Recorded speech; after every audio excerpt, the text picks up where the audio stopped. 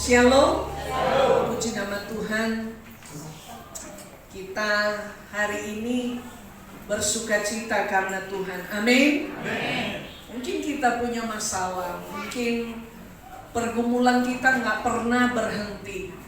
Tapi tadi saat kita menyanyikan pujian, sekalipun masalah itu masih ada, tetapi aku percaya bahwa aku punya Allah yang berkuasa menolong, berkuasa memberikan kemampuan melewati hal-hal yang tersulit sekalipun dalam hidup ini. Bapak Ibu serta saudara, saya sebenarnya hari ini dapat berkat khusus lagi dari Tuhan. Selesai tadi doa pelayan, Bapak Gembala langsung bilang, kamu ada persiapan enggak untuk melayani? Karena kesehatan beliau turun naik seperti itu, jadi belum bisa berdiri lebih lama. Tapi saya ingat firman Tuhan bilang, kita itu harus siap sedia untuk melayani Tuhan, baik di saat baik maupun di saat tidak baik. Jadi nggak ada alasan untuk tidak bisa melayani Tuhan. Harus siap. Apa yang Tuhan percayakan kepada kita, kita percaya bahwa Tuhan itu sebenarnya yang ada di depan kita, yang akan mendahului setiap perjalanan hidup yang berat sekalipun. Saya memberikan tema firman Tuhan pagi ini, Allah bekerja di balik layar kehidupan. Mari kita buka kitab Daniel pasal yang ke-10 ayat 12. Sudah dapat? 2, 3. Lalu katanya kepadaku, jangan takut Daniel, sebab telah didengarkan perkataanmu sejak hari pertama. Engkau berniat untuk mendapat pengertian dan untuk merendahkan dirimu di hadapan Allahmu. Dan aku datang oleh karena perkataanmu itu. Bapak Ibu serta saudara, dalam kita berkehidupan ada banyak hal yang kita tidak mengerti. Kita selalu bertanya-tanya kenapa, dan kenapa. Dan kenapa itu nggak akan pernah habis dalam hidup kita. Kita sudah mungkin berdoa, tetapi jawaban terasa lama banget datang. Tapi saya diingatkan oleh sesuatu hal yang terjadi di mana ada sebuah rumah tangga, keluarga, suami istri. Mereka sudah menikah sampai 21 tahun. Mereka meminta sama Tuhan, Tuhan berikan kami keturunan. Dan selama 21 tahun seperti nggak ada jawaban. Dan pada waktu saya menonton video itu, dan pada saatnya yang Tuhan sudah tentukan, memasuki usia pernikahan mereka yang ke-22 tahun, Allah membuat mujizat. Karena memang dia pembuat mujizat yang sejati itu. Istrinya ini hamil dan dikasih anak 2 lagi sama Tuhan, cowok cewek. Waduh, sampai saya bilang luar biasa Tuhan. Pada waktu diwawancarai orang ini, gimana perasaannya menanti anak ini? Mereka menceritakan, tiap mereka meminta sama Tuhan, ada air mata yang tertumpah di sana. Bapak Ibu tahu nggak? Pada waktu air mata kita jatuh, maka dia tidak jatuh di lantai begitu aja sia-sia.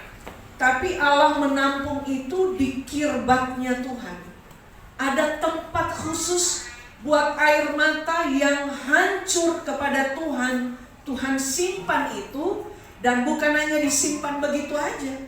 Tuhan selalu melihat hal itu. Tuhan memproses itu. Tuhan lakukan sesuatu hal pada waktunya terjadi bagi orang yang percaya kepadanya. Jadi kita sudah berdoa, itu yang selalu kita berdoa, kapan ya Tuhan? Kapan ya Tuhan? Kenapa sih Tuhan harus 22 tahun baru dapat sepasang anak yang Tuhan berikan kepada kami?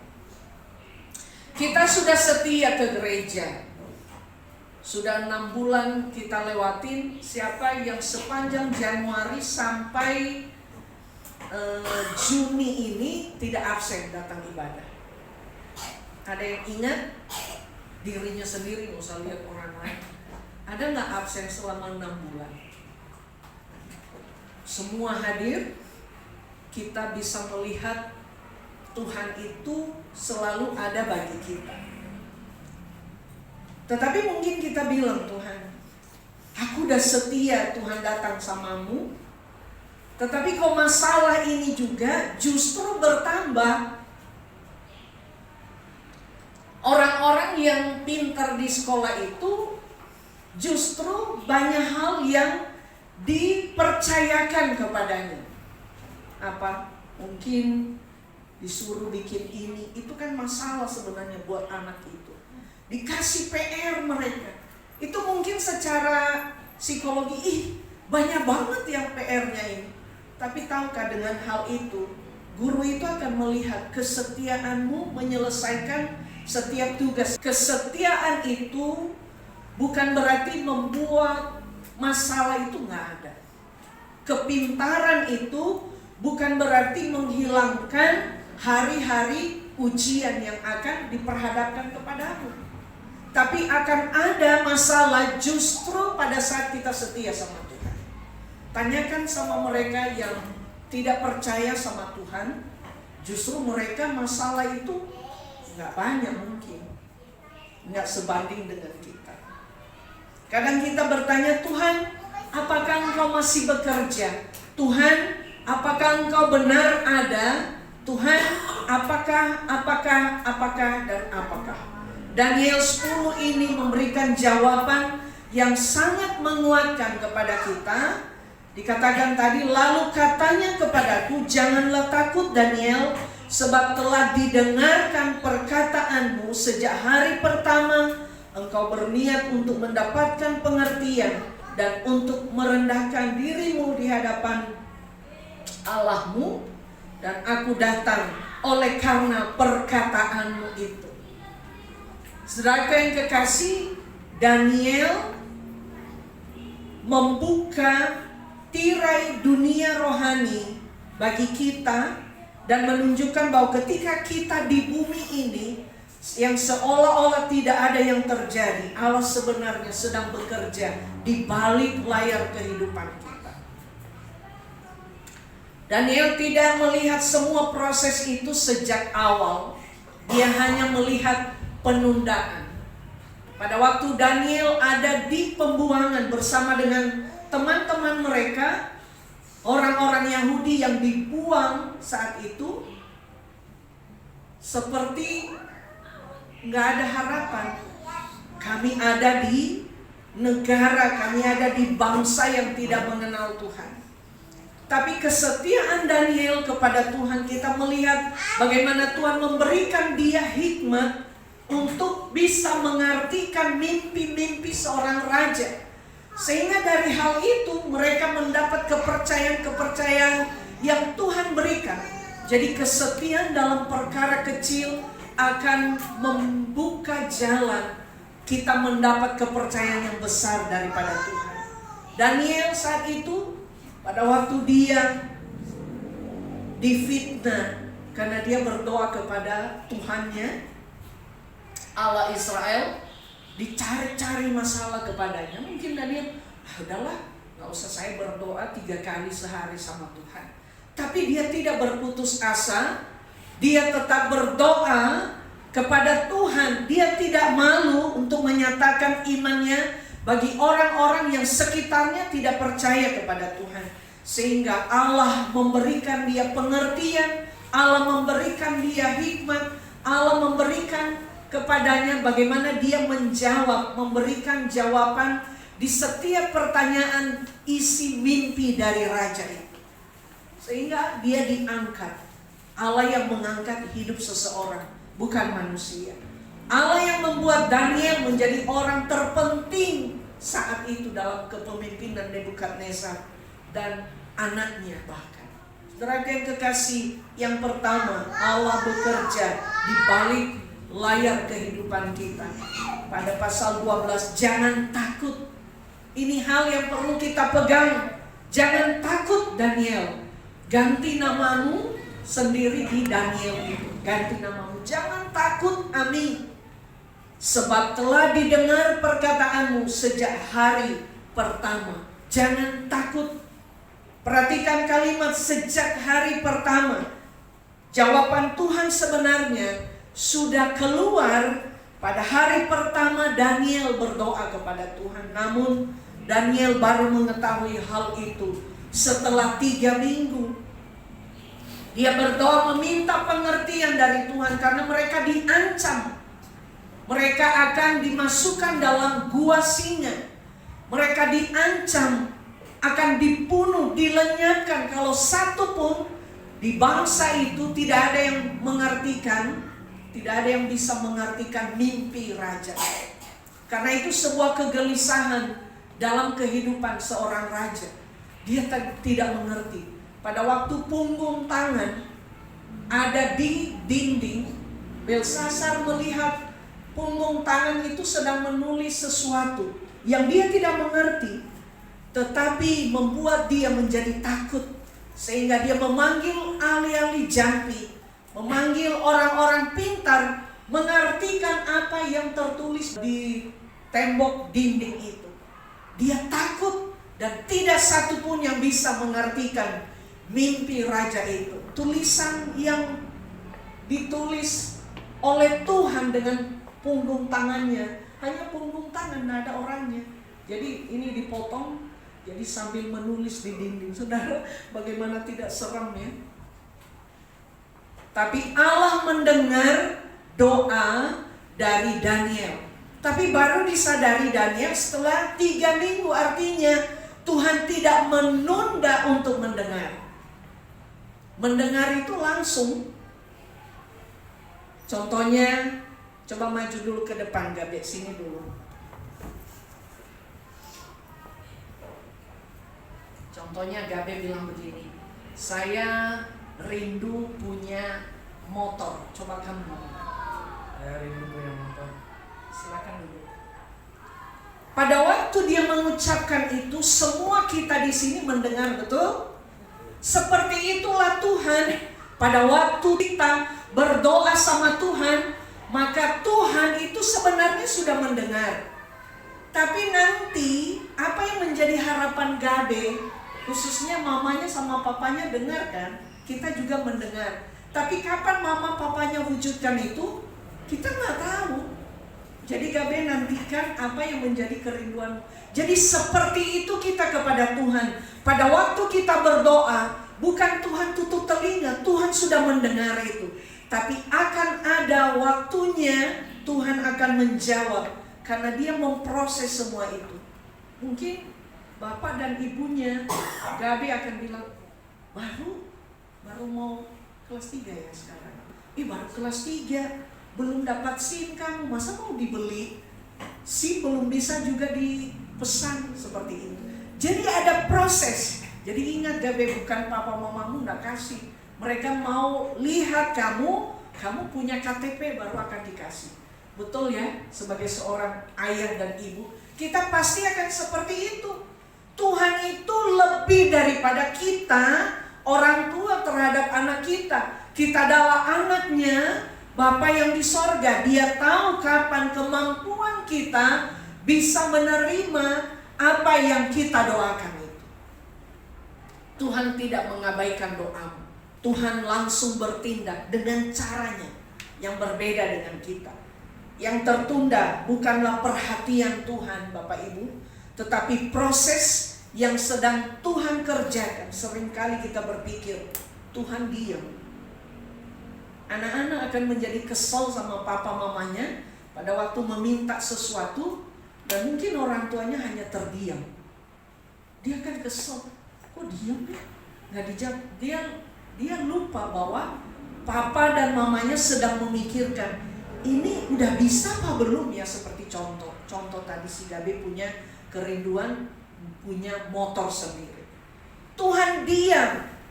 Sering kita berpikir Tuhan itu lupa, Tuhan itu nggak peduli. Padahal Tuhan berkata, aku sudah mendengarmu sejak hari pertama. Itu yang Tuhan mau bilang kepada Daniel. Sejak hari pertama aku udah mendengar permintaanmu, hikmat untuk mengartikan tulisan dan mimpi dari Raja Nebukadnezar.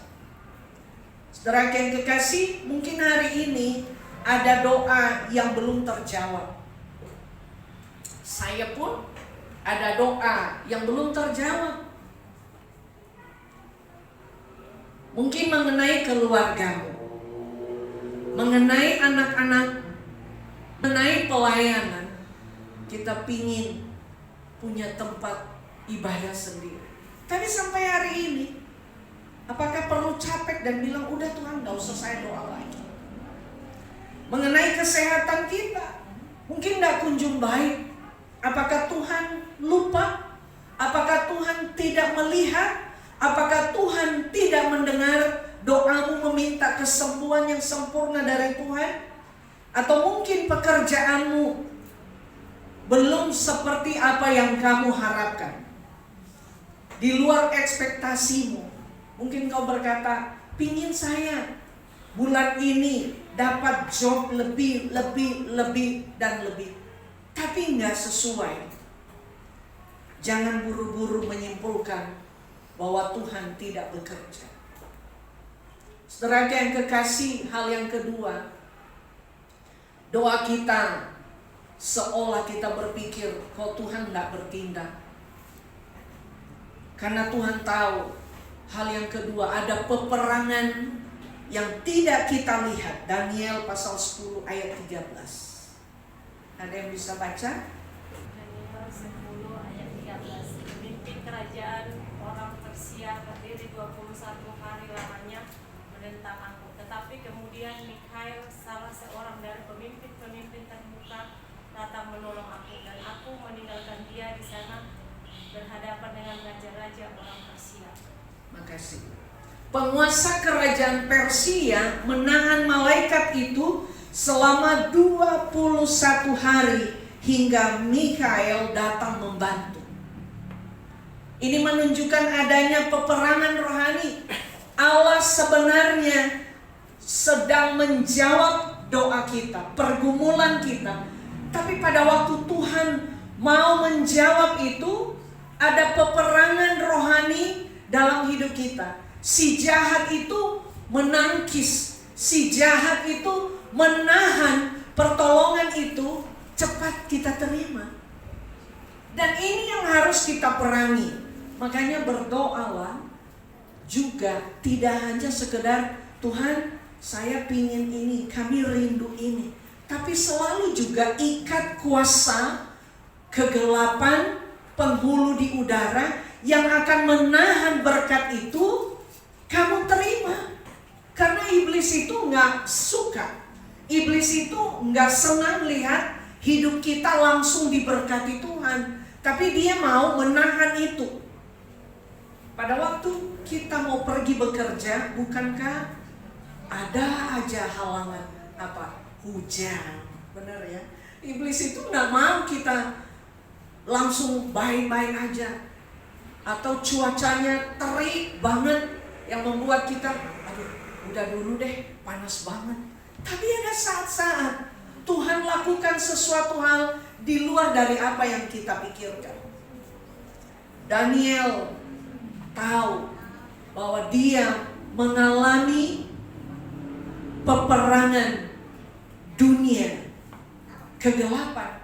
Kita gak bisa melihat dunia kegelapan itu, roh-roh jahat itu. Setiap hari dalam rumah kita ada kuasa-kuasa roh jahat yang berperang dengan malaikat Tuhan yang Tuhan perintahkan untuk melindungi rumah kita. Karena kita gak melihat aja. Mata kita kan terbatas, hanya bisa lihat apa yang nyata. Tapi dunia roh, makanya harus kita berdoa selalu untuk rumah kita dipagari dengan malaikat sorga. Karena pada waktu berdoa, didengar Tuhan, diutusnya para malaikat untuk menyampaikan jawaban doa, tetapi ditahan oleh kuasa kegelapan. Dia nggak suka, jadi selalu patahkan kuasa iblis, kuasa kegelapan, agar berkat Allah tidak tertahan olehnya. Peperangan kita itu adalah peperangan kepada roh-roh yang tidak terlihat. Kalau mungkin musuh kita manusia ya, kita langsung bisa, saya mau melawan ini si Fernando ini, ya, saya mau langsung tombak dia, tahu sasarannya. Tapi masalahnya kuasa kegelapan kita nggak bisa lihat, tapi kita bisa memerangi dia juga dengan kuasa doa kita kepada Tuhan. Ini mengajarkan kepada kita bahwa kehidupan orang percaya tidak hanya berlangsung di dunia yang terlihat, tetapi juga berkaitan dengan realitas kerohanian kita. Jadi kalau kita pergi bekerja, kalau anak-anak kita pergi sekolah, kita keluar dari rumah kita, orang tua, doakan suamimu yang pergi bekerja, doakan istrimu mungkin yang akan melakukan pekerjaan, doakan anak-anakmu, bentengi mereka dengan kuasa Tuhan. Karena pada waktu mereka berjalan, Tuhan menyertai mereka. Tapi mungkin di sebelah kiri mereka juga, kuasa kegelapan juga bersamaan mengiringi perjalanan mereka, mau ke, contohnya ke sekolah, atau mau ke kantor, atau mau ke tempat pekerjaan. Sehingga ada aja iblis itu ganggu pikiran anak-anak kita. Jangan masuk sekolah, bolos dulu, nggak tahu kok orang tuamu. Tapi suara yang satu, jangan, belajar yang baik, karena untuk masa depanmu. Mau bekerja, ada aja gangguan. Jangan, nggak usah dulu, tunda dulu. Udah tidur aja dulu, tidur. Satu hari kok tidur aja. Itu iblis itu seperti itu. Dia menghalang-halangi kita menerima berkat seutuhnya yang Tuhan sudah siapkan. Saudara, ilustrasi seseorang yang menonton drama yang hanya 5 menit. Kita berpikir pada waktu kita nonton film 5 menit, ini ceritanya kok kacau banget ya, nggak jelas. Tapi kita lupa bahwa sutradara itu sudah mengatur sampai pada endingnya, dan kita akan mengerti. Kadang-kadang karena awal-awal aja cerita, ini apa, ngomong apa, apalagi nonton film-film barat ya. Kalau film Indonesia kan gampang untuk ditebak, endingnya gini. Tapi coba nonton film barat, kemana dulu ceritanya, tapi nanti endingnya baru kita akan tahu, kayak gini, seperti itu. Jadi beda kelas. Kenapa? Mungkin kemajuan juga mempengaruhi. Saudara, mungkin kita pikir, kenapa hidup saya begini Tuhan? Kita lupa bahwa Allah sedang merancang. Allah itu adalah sebagai seorang sutradara yang sudah mendesain perjalanan hidup kita sampai endingnya, dan kita bilang, ternyata drama hidup saya ini begini Tuhan buat. Coba ingat-ingat hal yang pernah engkau alami, yang akhirnya engkau katakan begini, ternyata masalah yang kemarin itu membuat aku mengerti keadaan hari ini. Kemarin itu saya belum dapat rezekinya hanya segini, ternyata bulan ini Tuhan kasih semuanya di sini. Saudara, tepat pada waktunya selalu pertolongan Tuhan itu ada. Allah melihat seluruh kehidupan kita. Nggak ada yang terlewatkan di mata Tuhan. Yang ketiga, penundaan bukan berarti penolakan. Tahukah Daniel itu berpuasa selama 21 hari. Selama itu dia tidak tahu bahwa jawaban itu sudah dikirim oleh Tuhan. Tuhan sudah berikan dia pengertian itu. Banyak orang berhenti berdoa tepat sebelum jawaban datang. Jenuh, ini terus yang saya doakan. Tuhan tidak dengar-dengar. Daniel itu puasa 21 hari. Coba puasa deh 21 hari. Doa kita itu harus bayar harga juga ternyata.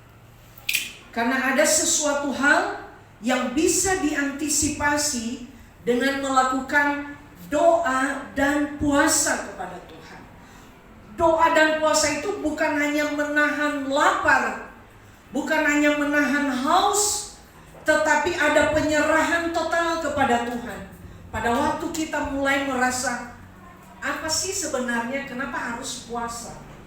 Kalau kita ikut orang yang puasa itu kan nggak makan, dan ada jam-jam pada saat mulai pusing. Karena apa? Perut itu, otak ini udah memerintahkan isi, harus makan. Pada jam 12 atau jam 1, pada waktu kita rasa lapar itu, kita nggak berdaya, nggak bisa buat apa-apa, lemes, kita ngantuk, kita nggak ada gairah. Sebenarnya itu melambangkan bahwa pada waktu kita kehilangan kekuatan kita yang sempurna itu, pada waktu kita menyangkal diri kita di hadapan Tuhan, di sanalah kekuatan Tuhan berikan bagi kita. Siapa yang pernah puasa di sini? Pada waktu jam 11, jam 12 itu memang peperangan itu. Itu bunyi terus ini perut. Kengkong. Suruh makan, ayo cepat makan, isi. Tapi saya jamin setelah jam 1 sampai sore itu rasa itu udah mulai hilang.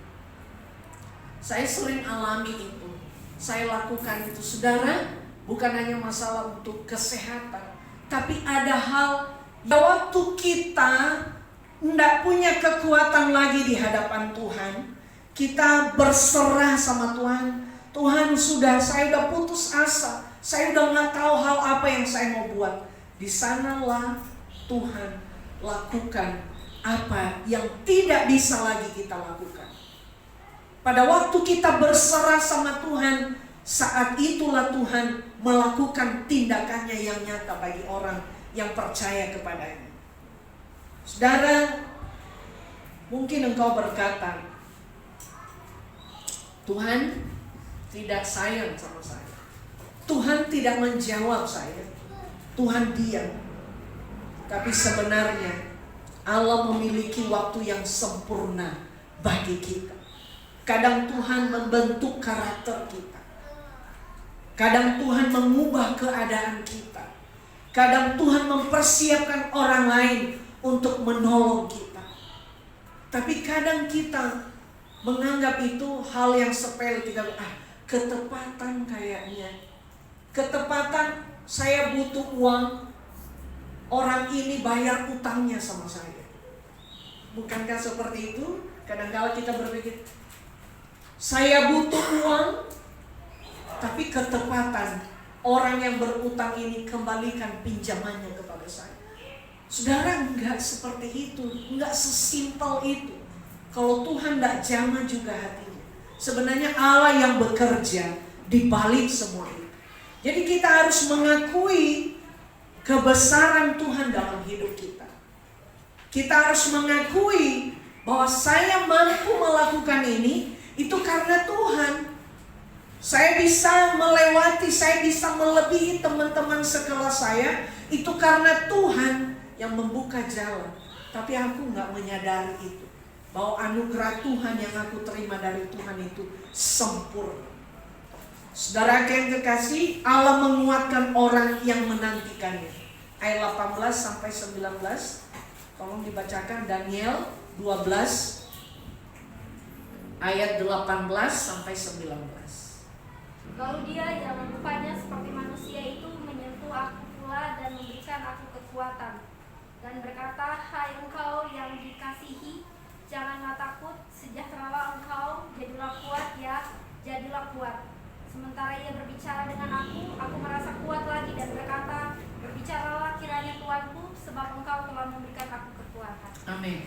Daniel pada waktu dia melakukan doa puasa selama 21 hari, kekuatannya yang normal itu hilang. Dia menjadi lemah.